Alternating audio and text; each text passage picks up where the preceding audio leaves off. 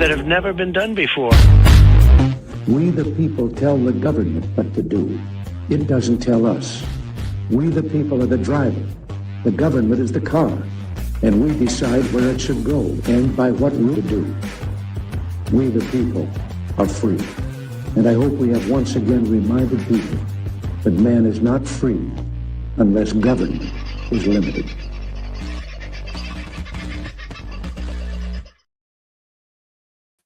Oh, there I am, hiding down the bottom. How are you, folks? Hope you're having a good day. It's been a little while since we chatted. I apologise.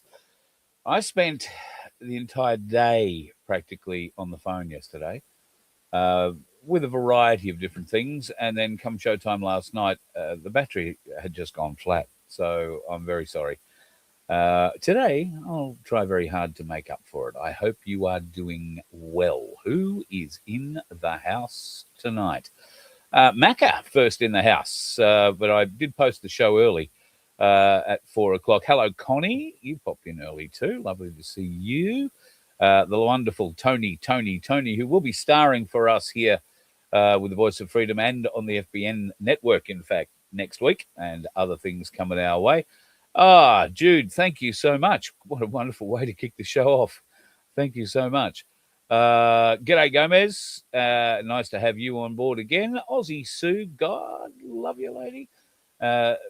Always the first one to put it up. Don't forget to give us a thumbs up. That algorithm does wonders. And if you hang around to the end of the show, not only will you hopefully learn a few things, but it'll also help the algorithm.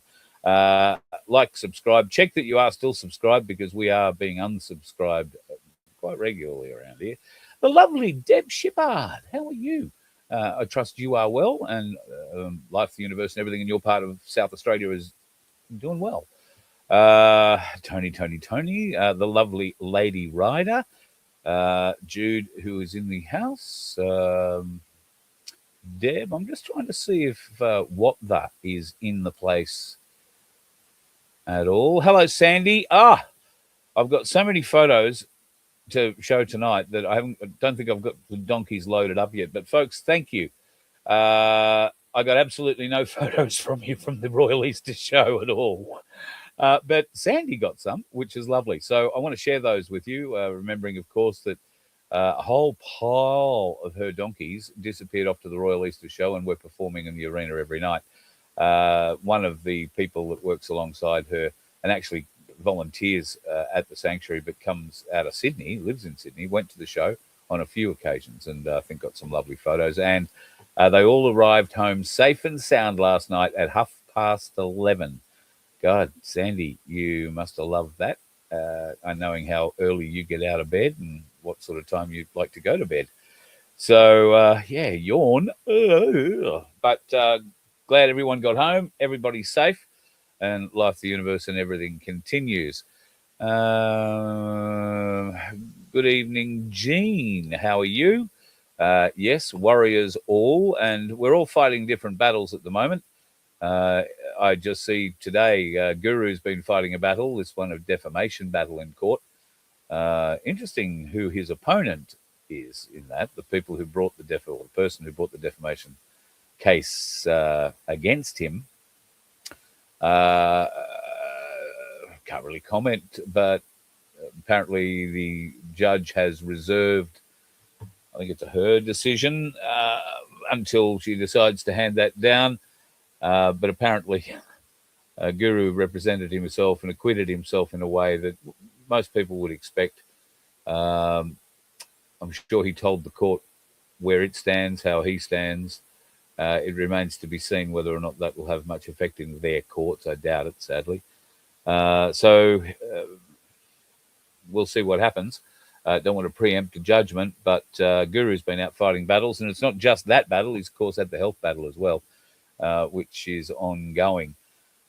But I hope and pray that recovery for that is, continuing and swift, and whatever happens with this defamation case, I guess the good Lord's keeping an eye out for you. He always has. So we'll see what happens from there. Silver Fox, evening to you, brother. Life, the universe, and everything continuing well in your part of South Australia. Hello, Anne Penny. Hope you are doing well. Lady Ryder, how's your daughter feeling? What was wrong with your daughter? I missed all that, and I probably won't get to the bottom. I'll miss that all that again, so hopefully I'll catch up. But blessings and wishes, best wishes to your daughter if she's not feeling well.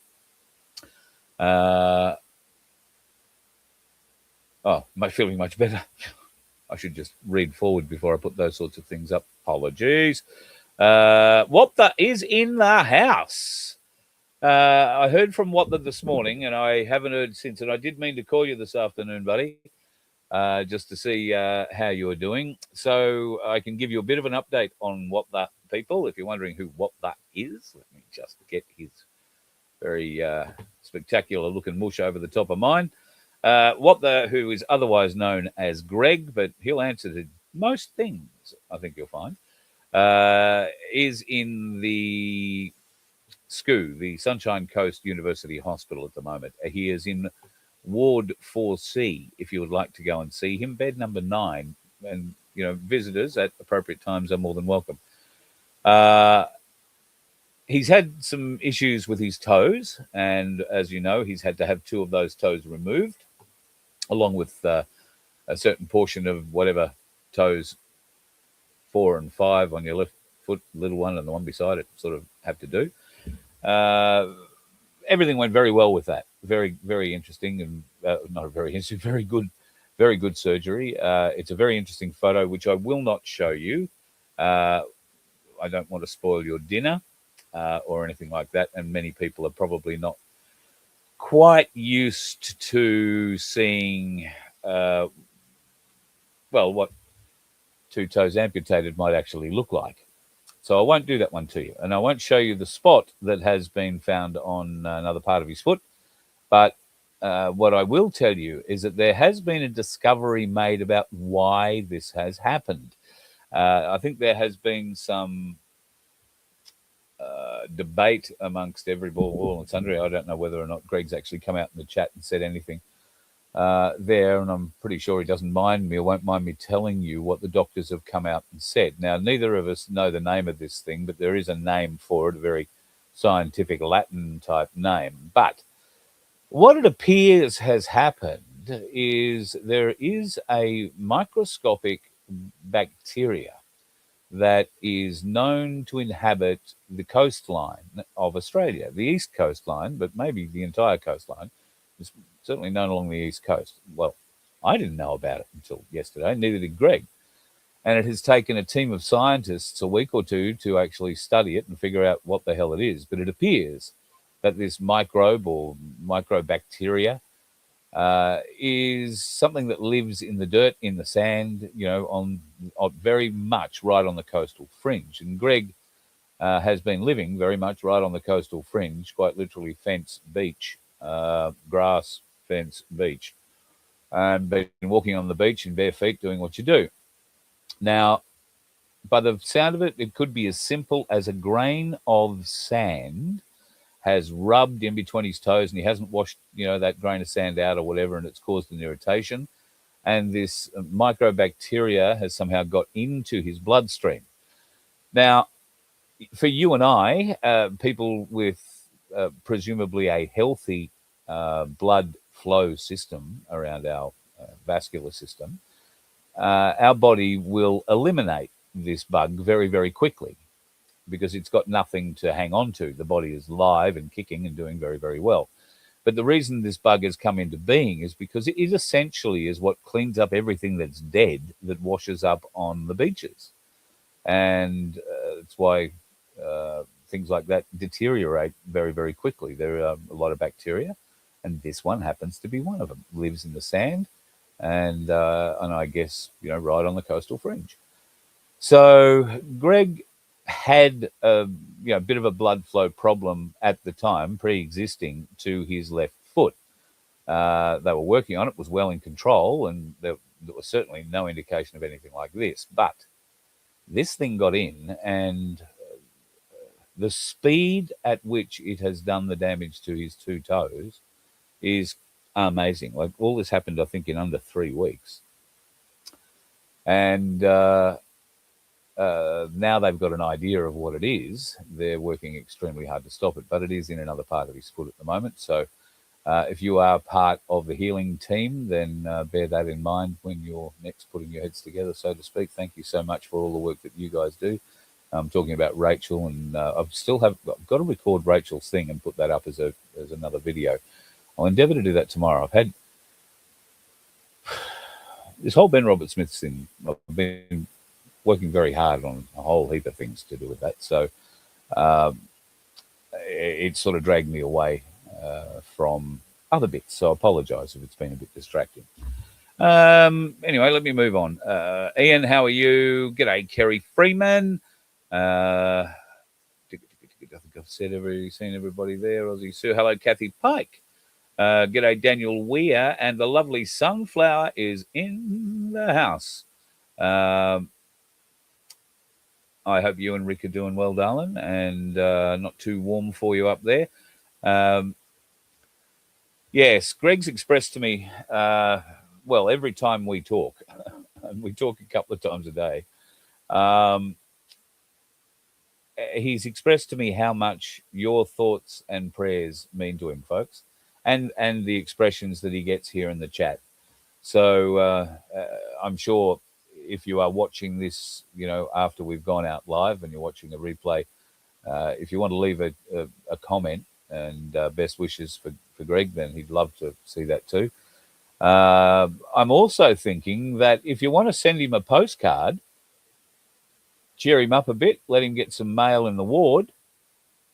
I reckon if you wrote Sunshine Coast University Hospital, Ward C, 4C, Bed 9, Greg Watler. I won't tell you his surname until he tells me I can, or he puts it up in the chat maybe. But send him a postcard, just a postcard. It's all it takes. I don't know how much and how cheap they are, but probably less than $1 these days. And I don't think the stamp for them is anywhere near a normal stamp price. So it's a pretty cheap way of doing it. And just sign on the back of it, "G'day, hope you're feeling better." Send that off. A postcard to, Greg. Bed 4C. No, Ward 4C, Bed 9, Sunshine Coast University Hospital, otherwise known as SCHU, SCHU. Can't tell you the postcode, but what suburbs is it in? Caloundra? No, it's north of Caloundra. It might be in Mooloolaba, a little bit further south from Mooloolaba. I'll try and figure that out and get it right, but we'll figure that out over the coming days. I think Greg will be there for another, at least a week or so. And hopefully we'll be out and ready for the cruise. That's what we're all praying, working and healing for, that he'll be ready to go on our cruise. I've got to tell you, for those cruise members, your shirts arrived today. They're just over there. I've pulled one out and had a look. And I have to say, Vince has done a truly amazing job, particularly of what's on the back. And we haven't shown you what's on the back. That's going to be a surprise for the boat. We did show folks the other day what was on the front. Vince did. I haven't got them in the frame here, but we didn't show the back. So the front is a bit of a cartoony version of me wearing a pirate hat, and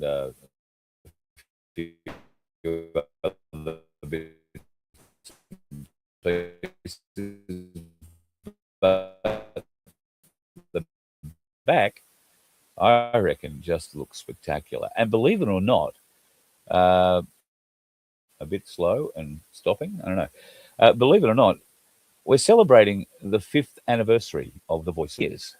Who knew we could do it together? 5 years of continuous fighting, except on the times where I fall asleep or couldn't do a show for other reasons. But we have no intentions of stopping, Vince nor myself. Vince may have some intentions of stopping, but I won't let him. And every time I start grunting about it, he brings out a whip and starts thrashing it around. Or maybe that's just that new way he's waving. But at any rate, we aren't going anywhere.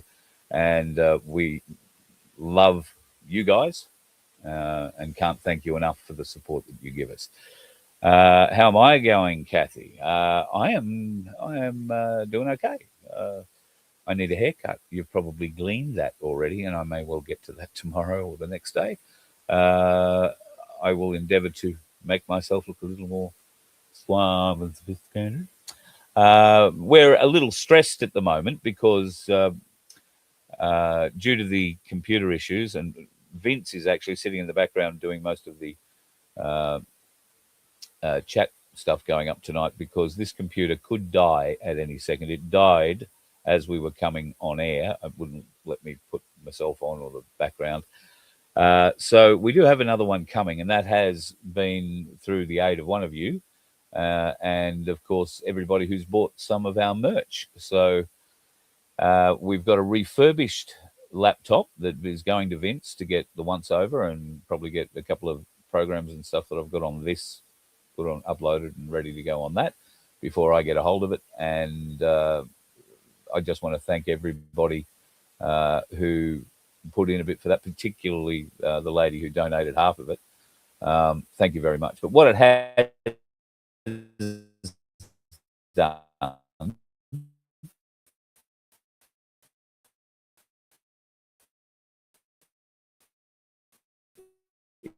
is has two of you, actually. I don't know what that means. Significant connection issues. It's going into sleepy wireless mode. Yeah. So there were two people who donated significantly towards the laptop. So thank you to both. Thank you very much. Yeah. Thank you, mate. So yeah, my system does look like it's having a little connection. So we'll get that all set up, and it will turn up. Yeah, I realize. Sorry, Rach, I'm glitching. I'm glitching because this computer, despite of having two fans underneath it and one fan blowing into the back of it, is just remarkably hot. And I do have a little air blower that I can blow air into, but if I turn that on, you won't hear me talk in any way, shape, or form. I should have mentioned at the top of the show that unfortunately Ben Duxsan can't join me tonight. His tractor, here's a great excuse, his tractor has broken down. But if ever there's a great excuse, that would be it, especially at this time of year. So very important he gets that fixed. So this only happened at about 6:05, so a bit hard to arrange somebody else in the interim very quickly. So the plan is to have Ben here tomorrow night, where we will talk about what's going on in Victoria. And boy, isn't there a bit going on in Victoria. Now, the Farmers Fight Back is a significant effort that's being put together by farmers all throughout Victoria, but being supported by farmers right across Australia. It's happening in Victoria at the moment for mainly the big reasons that the Victorian state government has introduced Hitler-like rules and legislation to allow their jackbooted survey folks to walk onto people's properties and survey their particular sites prior to installation of these overhead power lines and other solar projects. VNI West is one of the groups that are heavily involved in this, and that is encompassing an area that pretty much goes from the New South Wales border down sort of through the Kerrang, Wimmera area and to into Western Victoria, I believe. All meant to feed power to Melbourne, where life, the universe, and everything's going to be great, except this is going through farming land. This is going through land. Well, let's just read the Farmers Fight Back GoFundMe page. They're coming on Anzac Day week. Of all the weeks in the year, that's when they plan to send contractors onto the farms of digger families in Western Victoria. These are soldier settlement blocks, land that's been carved out of nothing by returning servicemen after World War I and World War II. Men who fought for this country, came home and built something from the dirt. Their grandchildren and great-grandchildren still farm that land today. Same fences, same creek lines, same families. Now, a $11.4 billion transmission line project wants to cut right through it. The families weren't consulted. They were told. A letter in the mail, aggressive contractors at the gate. And when they asked questions, when they stood on their own land and said, "Who are you and why are you on my property?" they were told to step aside. Now, one of these families has a son who wants to become a farmer. He wants to come home after uni and work the farm. He's planned to do that his whole life. Now he doesn't know if there's going to be a farm to come home to. Another family runs cattle on country their grandfather walked home to after fighting in Tobruk. He didn't talk about the war, he just built a life. 3 generations later, his family is fighting to keep what he built. Not against drought, not against commodity prices, but against their very own government. What started as 3 families at a kitchen table has become a national movement. More than 25,000 Australians have signed the petition. Hundreds of donors from every state and territory have contributed. People who've never met these families but understand that if this can happen here, well, it can happen anywhere. But petitions don't pay legal fees. This Anzac Day, volunteers will stand with these families at their gates, not to confront anyone, but to document, to observe, to ensure that every legal right these families have is exercised. Every interaction filmed, every contractor asked to identify themselves, and everything within the letter of the law. Now, if you can donate, your donation will go directly to the campaign. Legal costs, on-the-ground coordination, biosecurity compliance to protect livestock, communications to make sure Australia is watching, and the fight to hold politicians accountable, because so far, not one of them has stood up. Not one. The diggers who built these farms didn't quit. Their families won't either. But they can't do it alone. Give what you can. Share this page, because if we lose these farms, we don't just lose 3 properties. We lose the idea that your land is your land. That's what the Farmers Fight Back is all about, and it couldn't be more serious. Now, if you want to help, there are a number of ways that you can do that. You can go to the GoFundMe page, and this is the website there. You can donate, and they are looking for about, I think it was 25, what's it say there? $30,000. They've had 101 donations, so I know it's tough on everybody, and here's us saying the same thing. Go to our merch site, buy something from us, but God, we need help too. But this is important, and we will be doing everything we can to support these guys. Ben Duxsan, Andrew Wiedemann, and co from the Wimmera. This is an area that's very close to my heart. You know, I spent, the very early years of my life there, played on some of these properties, grew up with some of the people who are now fighting to save those properties, at least until I was 10. The area means a great deal to me, and I want to help everybody who requires assistance. Now, if that means that we promote this far and wide and we help raise a few bucks, I'm very happy to go and do that. We are also going to have Tony on the road next week. Now, it'll be Thursday at this stage. From what I hear, there'll be an event where these people are going to try and come on to one of these family properties. In fact, there are 2 properties on the same day owned by one family. And there may also be another one on Friday. Now, what we're going to try and do there is make sure that we're there to cover it. And we don't have a Starlink that I can get to Tony, and he can go and set up on the roof of his ute and make sure that he's always got connection. And obviously, these properties are out in the middle of nowhere, and given that Telstra has been reducing their 3G, 4G network, particularly in regional areas, if you don't have a 5G digital phone and a line of sight to a tower, then you don't get coverage. So I reached out to Billboard Battalion. Now, I didn't speak with Wade. Wade was, I think, in rehab doing bits and pieces there, but I did speak with Nick. And Nick is going to be part of this with Billboard Battalion as well. So we will help stream live to Billboard Battalion on these days as well, because we're going to piggyback off their Starlink, hopefully. At least that's our beginnings of a plan. But there will be live coverage from those events, both here with the Voice of Freedom, probably on FBN as well, and certainly we will live stream to Billboard Battalion unless they want to do their own thing, and we'll just see. Nick might want to do that, or we just do a combined thing. I'm happy to help either way. We would love your support if you happen to be in Victoria and you don't mind going for a drive on Thursday or potentially Friday. That drive will take you up into the Western Central Victoria area. Pardon me, up around the Kerrang area, I'm led to believe, but we will find out more details in the near future.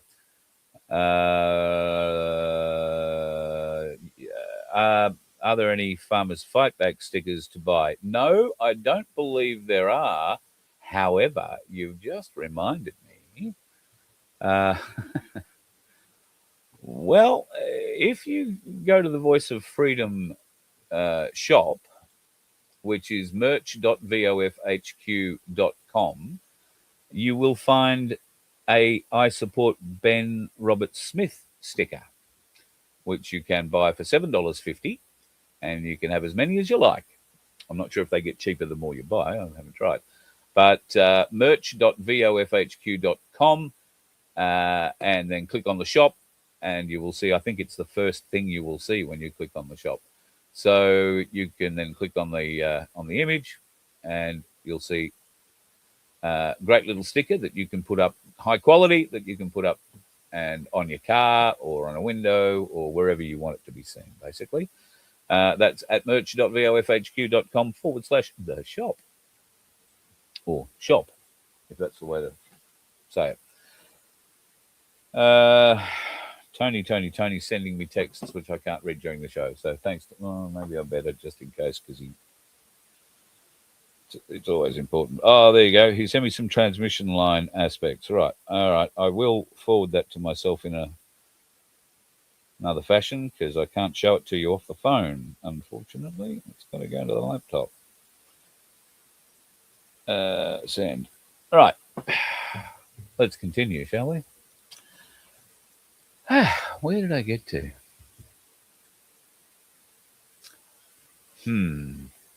These two women have more medals than Ben Robert Smith. In fact, this is a genuine photo. It hasn't been photoshopped.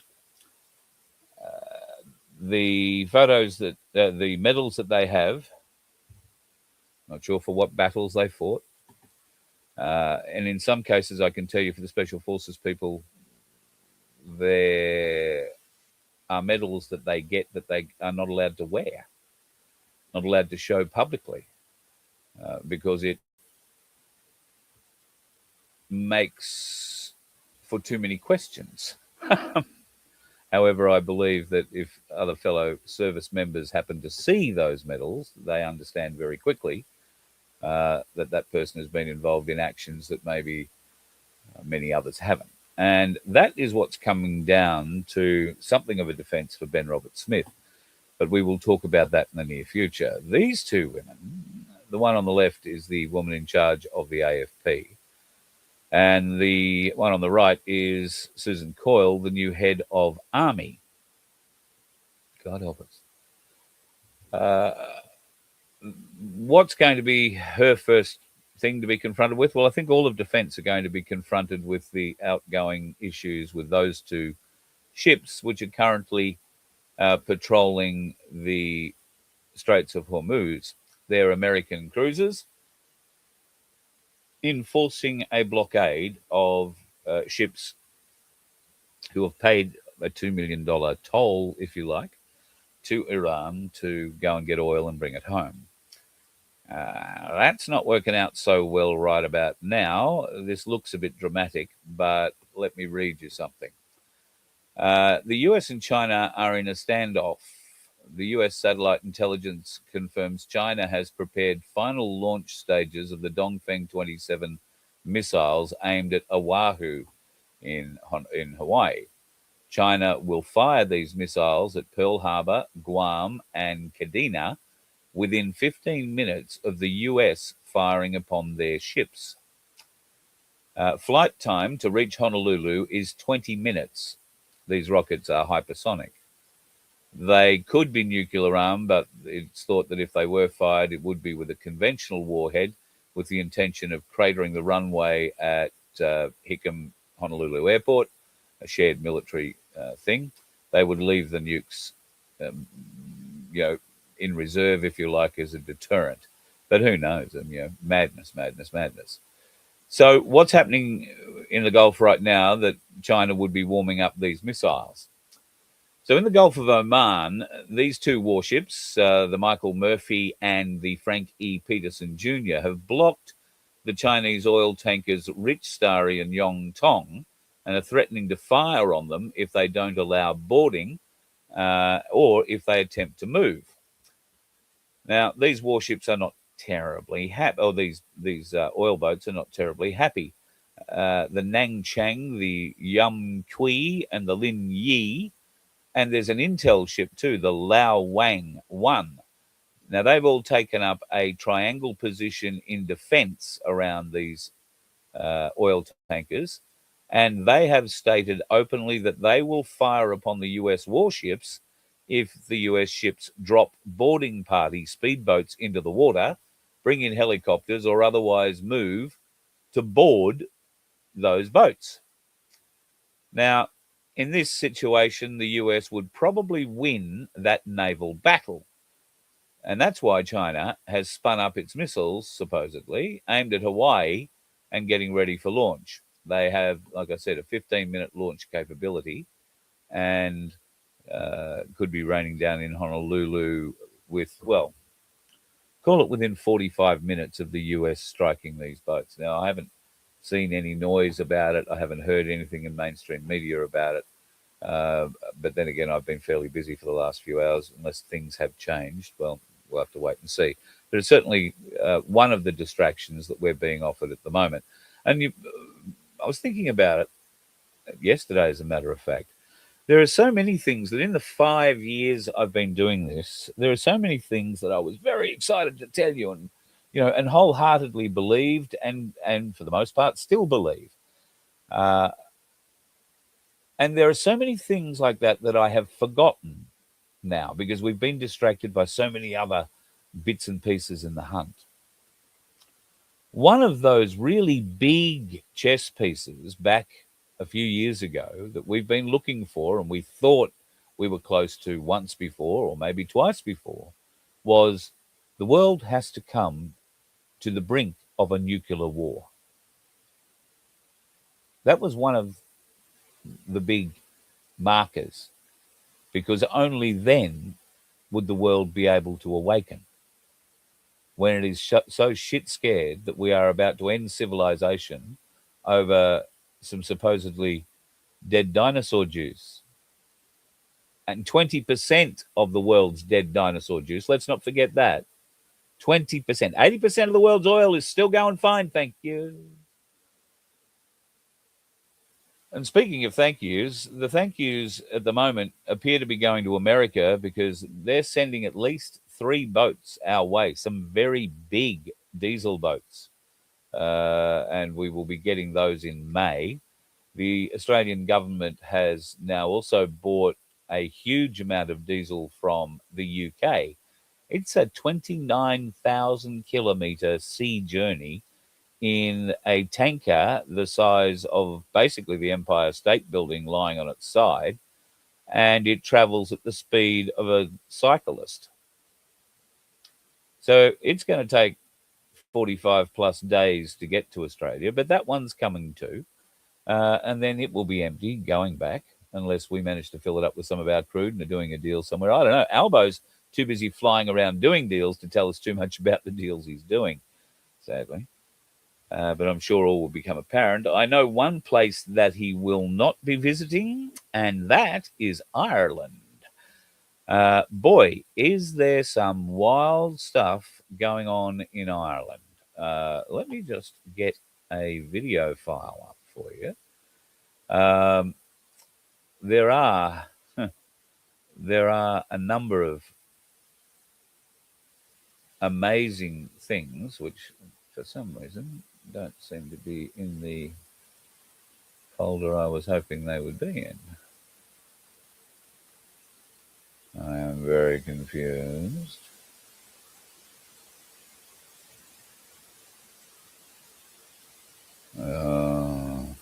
Don't tell me it's lost those videos. I had a number of very good, you've probably seen them, but a number of very good videos coming out of Ireland. The Irish farmers have really kicked off, but the Irish people have followed. Conor McGreggor is ropeable and has called for a national strike, which I think happened yesterday. Now, some of the video that I was going to show you there was how the police or the government were going to combat this strike. And they brought in the jack-booted Darth Vader police. You know, these guys all dressed in black in body armor, carrying sticks, wearing helmets, and, you know, ready to flog the living bejesus out of anybody who gets in their way. I think that personally was a very big mistake. It appears so because many hundreds of thousands of people turned out in Ireland over the last 3 or 4 days, from farmers to housewives to little boys, little girls, and they are all united. Not Protestant versus Catholic.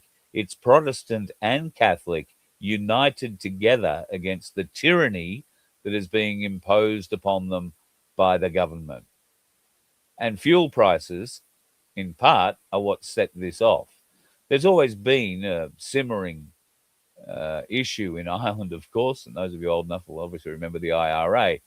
Well, there is another group similar to the IRA now, but this is a group that unites Protestants and Catholics and has one simple goal. That is the sovereignty of the Irish people and protecting the Irish people, protecting the Irish Republic. And to that, a military, I think she was a captain, may have been higher, has come out over Easter at a very significant ceremony and has actually read the sovereignty document that the military are now supposedly going to be working to. I'm not completely sure whether or not this isn't just something that happens every year and it's a reenactment or something like that. Haven't had enough time to look into it, but I do plan on looking into it, and we'll see what happens there. Conor McGregor has been furious in his speeches to the people, and if he wants a political career in Ireland, then I think it's there for the taking. He was already something of a god before all of this started because of his sporting career, but now it's just epic. And of course, this is what we're saying here with the epic backfire. The Irish government sent in the military to crush the fuel protesters, but the crowds exploded in size. Huge parts of the country are running out of fuel. Their globalist regime has completely lost control. And that's what many people have been saying has to happen here in Australia before we wake up. Well, you're not going to wake up certain people in government. I think we can comfortably say that the Labor Liberal Party are captured. The Labor Greens, the Liberal Nats are captured. They are not working for the people. Whatever they have over them is too strong, too powerful, and the people are too weak to admit responsibility. They're too ashamed to have these details of whatever they've got hanging over them come out, and therefore they will help prolong this bullshit as long as possible. So I don't know how many of those would remain in any parliament that we would get going forward, but they will be exposed. And all I would say to them is, come forward now. The good Lord has a saying, the truth shall set you free, and it will. Own it. Be responsible for it. Be accountable for your actions. And that leads me to a great deal of stuff going on with Ben Roberts-Smith. it's become extremely clear that the Brereton report is not what many or most people thought it was, or what it actually is. It is, well, why don't we start off by telling you, till I dropped it, what it's not. Where are we? There we are. I'll put it here so I can sort of look at you at the same time. So what the Brereton inquiry actually was a judicial, well, it was not a judicial inquiry. The rules of evidence did not apply for the Brereton inquiry. The inquiry was not bound by the same standards of apprehended bias that applied to the courts. Findings were not determinations of guilt, only assessments of credible information. Now, in the Brereton report, there is a severe conflict of interest problem. It is structural, it is not personal. So, Paul Brereton, the man responsible for this report, was simultaneously a Major General in the Army Reserve. He was also a senior Supreme Court judge and a person who had trained ADF officers, including on legal obligations. He was a figure embedded in the ADF's culture and hierarchy, and the inquiry findings explicitly exonerated senior command. They placed responsibility almost entirely on patrol-level operators and NCOs. It framed the problem as a warrior culture among junior ranks. Now, this creates a textbook perceived bias scenario. I want to tell you that this, what I'm reading to you here, was written by a guy called Ken O'Mara, and is a very, very good analysis of where we are in this whole thing for Ben Robert-Smith. So this creates a textbook perceived bias scenario. He was assessing the conduct, this is Brereton we're talking about now, he was assessing the conduct, oversight and culture of an organization in which he himself held senior rank and influence. In a court, that just would be untenable. In an administrative inquiry, it is permitted, but it still raises legitimacy concerns. So, did Brereton find himself innocent? Not directly, because the inquiry didn't investigate him personally, but indirectly, yes, it did. The report concluded that command responsibility did not extend to senior officers. That conclusion necessarily includes a senior command structure, which Brereton was part of. Therefore, the inquiry's framework precluded scrutiny of his own role or that of his peers. This is how they keep the bosses out of it. So it's a core problem. He was empowered to define the scope of responsibility, and he defined it in a way that excluded himself and all other senior officers. That's not a legal breach, but it is a serious governance flaw. So later on, independent reviewers have gone back, and this has all been looked at. Findings have been made. In 2024, the Afghanistan Inquiry Implementation Oversight Panel, an independent body appointed to review the Brereton process, explicitly rejected Brereton's conclusion that senior commanders bore no responsibility. That was Brereton's core statement regarding senior commanders.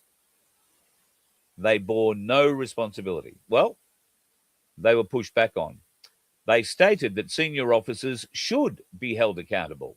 Brereton's exoneration of top brass was wrong, and the lack of accountability that caused or has caused anger and bitterness a great deal of resentment among the troops and veterans.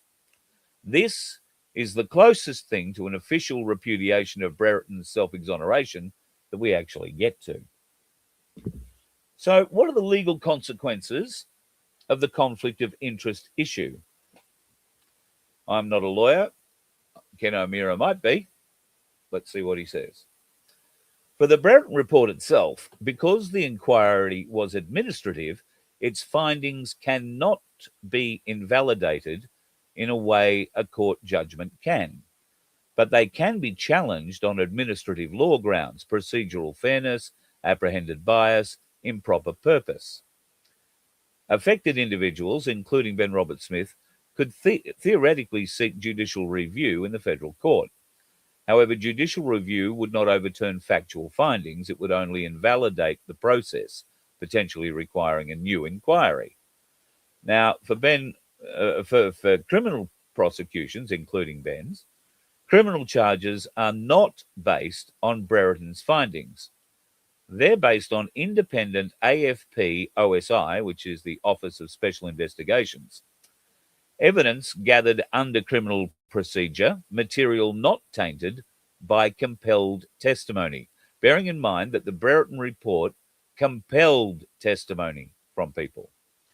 Therefore, if Brereton inquiry had structural bias, it does not legally contaminate the criminal case. For command accountability, the biggest consequence is political and institutional. The independent oversight panel has now said senior command should be held accountable. Defence is under pressure to revisit honours, promotions and administrative actions for those senior officers, and that includes individuals up to and including former Commander Defence Forces and the Governor-General. We're talking about David Hurley here. This is a direct contradiction of the Brereton position. Is it all wrong at law? Well, not in the sense of being unlawful, but in the sense of breaching the principles of natural justice. The argument is very strong. A reasonable observer could apprehend bias. The inquiry's structure created a conflict of interest. The findings shielded the very people who designed, oversaw, and benefited from the system. In a judicial setting, this would be disqualifying. In an administrative setting, it is permitted, but questionable. Is it morally wrong? Well, that's a matter of judgment, but the independent oversight panel's findings strongly suggest the exoneration of senior officers was unjustified.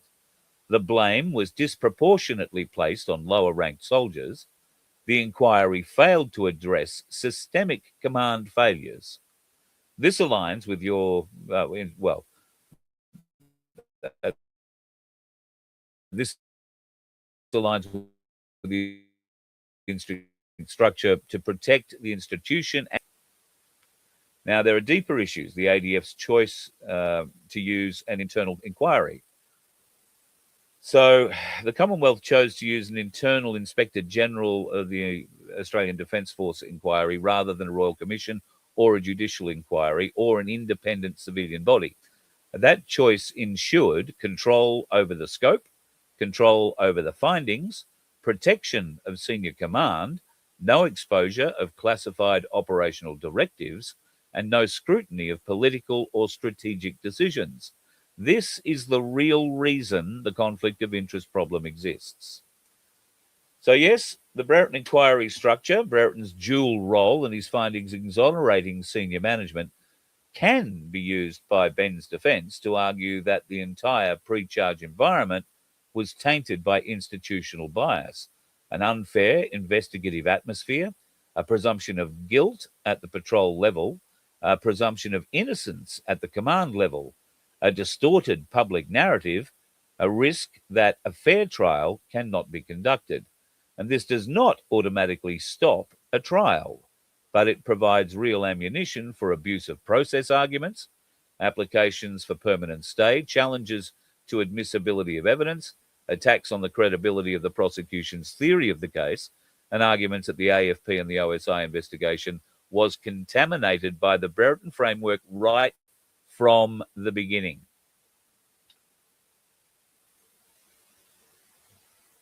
there are so many things here, folks, that I hope better brains than mine and maybe Ken's are getting from this. But all this leads to command structure, and there is another 3 or 4 pages of this I could keep reading, but I won't. All of it leads to a certain group of individuals who are pushing this and have been pushing this from the get-go. And Julia Gillard, our former Prime Minister, leads the pack. She's the one that, well, she didn't pin the medal on his chest. I think the Governor-General did that. But she was, Prime Minister at the time all this happened. Now, we've talked about, and if you haven't gone and seen it, I recommend that you do on YouTube, Two Worlds Collide, the number 2 Worlds Collide. The episode just a couple of nights ago put up with a fellow named Scott Jones, who was a former 2 Commando operator and electronic warfare officer. And he had worked with Ben both in Afghanistan and here as part of his defense team during the defamation trial, or a part of his team during the defamation trial. I think Ben initiated the action, so it wouldn't have been a defense. But that hour and a half is got some of the most staggering revelations that mainstream media are determined not to tell you. Absolutely determined not to tell you. And one of those is the determination of the existence of something called ROE 429 Alpha, or A. Now, that is a rule of engagement, 429 Alpha. In the Two Worlds Collide podcast, Sam's guest explained that there are different rules of engagement for different parts of Defence Forces. And Sam from Two Worlds Collide was in 3 RAR, I think, and served as what is colloquially known as a grunt. He would have been patrolling, in his ASLAV or in his tanks or whatever they were driving at the time, probably walking. And they had a rule of engagement that basically meant they couldn't fire at anybody until they were fired upon. So that meant that the bad guys got to shoot at you before you got to shoot at them. But these people were on patrol. A lot of what they were doing was making friends with the locals, so it didn't make sense to walk up and shoot one. However, the special operations teams, and there are 2 distinct, and as you'll see if you watch this Two Worlds Collide podcast, you'll see that there is a very friendly rivalry that goes on between the 2 distinct special forces units that we have in Australia. We have a group of commandos known as 2 Commando, or they used to be at least, out of Holsworthy in South Australia, in New South Wales. And we have the SAS based out of their base at Campbell in Western Australia at Swanbourne. They don't do the same sorts of jobs. The commandos are more known for urban terrorist work, that sort of thing. They're the guys who will come in and you'll see them training in the cities on top of buildings at night, or jumping onto ships and taking over ferries in the middle of the day, that kind of thing, practicing, taking over everything from cars, buses, boats, planes, you name it. That's what they do. And they're also door knockers. They're also backup for the civilian police in things like, the Man Monis shooting, if you like, in the Lint Cafe and Bondi Beach, that kind of thing. There were Army who were on the way there, Army sniper teams who were on the way there once they were notified. Police had their teams going as well, but you can never have enough. So the SAS, as I've explained a couple of times, don't work like that. The SAS better known for going behind the lines and providing surveillance and intelligence from deep behind enemy lines. And they're very good at not getting caught, but they're very, very, very good at taking out targets. So too are the commandos. So those guys are given a different set of rules of engagement. And those rules of engagement, in this case, happen to be known as ROE 429 Alpha, or A. And paraphrasing, those rules allow them to shoot an enemy combatant, somebody who has been identified as being part of the opposition force, and whether it's day, night, asleep or awake, on site, the Australian SAS officers on patrol on a targeted mission could take out any one of those people without thinking about it, whether they were armed or not. If they were on a card system or if they were just one of these people that were marked, absolutely. And if you went into a certain valley, the Valley of the Martyrs, where the best Taliban fighters lived, and that's where they all gathered. That was the strongest enclave, if you like. And that's where the bloke who shot 3 Aussie diggers on the 29th of August ran to. And that's where Ben Smith was, standing on top of a moderately sloped hill, when he supposedly fly kicked an individual off that hill, and he fell down the hill and was later supposedly shot. Nobody's found that bloke's body, by the way, I don't think. The fella that identified Ben Smith as the one who did this was an 80-something-year-old gentleman who, by his own admission, couldn't see his own penis while having a piddle. But he could see Ben Robert Smith on top of a hill 300 plus meters away over a creek bed. No problems. There's a lot of weird things going on with this whole thing. At any rate, these individuals were in an area where everybody was a target. There were no non-combatants in that valley. And this was a very much known scenario. There were no non-combatants in that area. And therefore, everything is covered under ROE 429 Alpha. The kicking of an individual off a hill, because I'm not going to say it's a cliff. It's not. I've seen it. It's not a cliff. It's not even, I would say, it's a moderately sloped hill of about maybe 30 meters, 25, 30 meters down. Moderately steep, and rocky, but only little rocks, gravelly. You'd slide down it. You wouldn't really tumble down it. But who knows? I guess if you have been booted, maybe you do fly a little bit. But there's nobody with credible witness testimony to that at all. In fact, there are only questions about leadership. Who wrote ROE 429 Alpha? Was that Angus Campbell, head of the Defence Forces at the time? Pretty good chance. Or if it wasn't him, it was the guy before him. Who was the Prime Minister at the time? Who was the Minister at the time? Stephen Smith was the Minister for Defence at this time. Now, the Minister would have had to have signed off on these sorts of ROEs. The government would have been aware. They would have discussed it. And, of course, Julia Gillard was leading the fanfare at the time.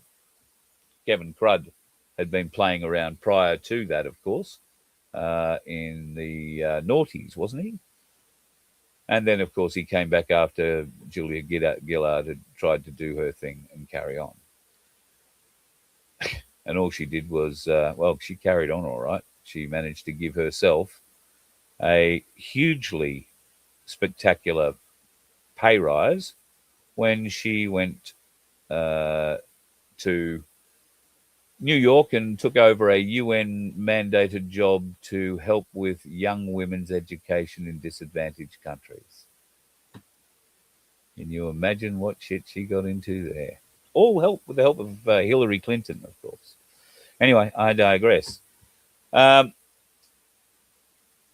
happens with command responsibility? Well, the state can be held accountable under the law of state responsibility. Now,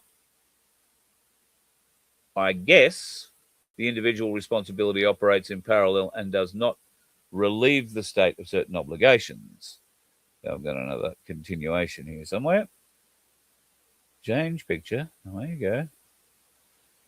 Key elements, drawing from customary IHL and other Rome Statute obligations. This typically includes that superior-subordinate relationship. It means that the accused must have had effective command and control and authority over the forces or subordinates who committed the crimes. This can be de jure or it can be de facto, not just a nominal rank. So what they're talking about here is the Rome Statute, Article 28, and who should be, in fact, responsible. Well, there are plenty of people who should be bloody responsible. And here is a list of them from Australia's perspective. This Major General John Cantwell. We need to look very closely at Major General Angus Campbell, who later became the Chief of Army and then the Chief of the Defence Force. Major General Stuart Smith, Major General Michael Crane, and Major General Craig Orme. Now, I don't know who wrote what, who advised what, or how all that played out, but there are significant questions that these people need to answer. Now, David Morrison was a lieutenant, whichever way you want to put it, and he was attorney. That's his award. David Morrison, AO, served as the Chief of Army and the commander of the Australian Army from June 2011 to May 2015. And following that, we got Angus Campbell. Now, this bloke could also have been heavily involved in writing the ROE, which is the issue. Who came up with it? Andrew Smith was the Minister for Defence in 2011. He held the position through 2013. So this all falls in line with the time that many of these actions. Ben was out back in Australia by 2013. And Julia Gillard, of course, was, as we said, keeps poking her nasty, nasty little heads up in this. Why am I bringing it up? Well, I want to take you to the Nuremberg trials. Now, a lot of people think, oh, they just hung a whole heap of Nazis. They didn't. The vast majority of people who were found guilty of treason and other heinous crimes during that period were politicians, were media, were school teachers. A lot, the vast majority of them were politicians and media. But there were quite a few teachers thrown in as well, and quite a few other mixed blessings. The time is coming, folks, where those politicians who have done the heinous things they have done to us over such a period will need to atone. And I know many of them want to. I know many of them feel awful for what's happened. They didn't know going in, and they've been blackmailed, and oh God, it'll mean the end for me. Well, if you people had some testicular fortitude, you could put your balls on the floor and admit what's happened, take accountability, take responsibility, and you just might find the people of this country, while not rewarding you for it, just may not hang you for it.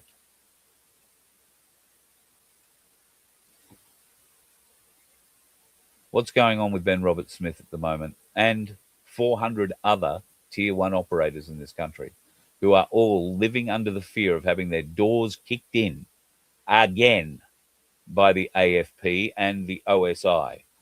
Oh, doesn't the OSI sound like something Hitler came up with and sent around to knock on the doors of Jews during World War II?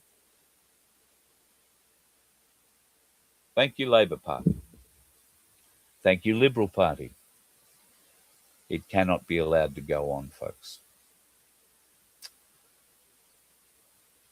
And how are we going to stop it? Well, One Nation say they're going to stop everything. And I noticed today that the bloke who's currently leading the Liberal Party has come out with some pretty strong ideas about immigration as well. Pauline's one up that if you're not an Australian citizen, you shouldn't be allowed to own land. I tend to support that as well. So we'll see how far the Liberal Party are happy to follow the leader, because right now One Nation are doing all the leading, in my opinion. I am running a bit late tonight, folks. I'm sorry I've kept you up, but we didn't get a show out last night. I hope you've had a good day. Tomorrow we will talk, I hope, with Ben Duxsan. Fingers crossed he gets the tractor fixed. If not, I might try and get a hold of Andrew Wiedemann or somebody else who might be able to help us from down there and give us an update on what's planned for next week. And if you are in Victoria and you would like a drive to the country, we need as many people as possible to turn up at these farms, these properties, and protect our farmers. And the land that was developed from just dirt into some of the finest food growing land in our nation by returned veterans from World War I and World War II. Hope you can be there to support that. And if you can't, I hope you can watch it live here with us. Be good, be safe, stay off the road. Dickheads are out there every day and occasionally in the nighttime too. They don't tend to play favourites. They are You night. let one ant stand up to us, then they all might stand up.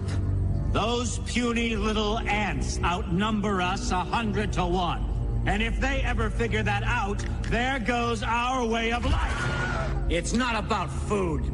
It's about keeping those ants in line. That's why we're going back. Does anybody else want to stay? Let's ride!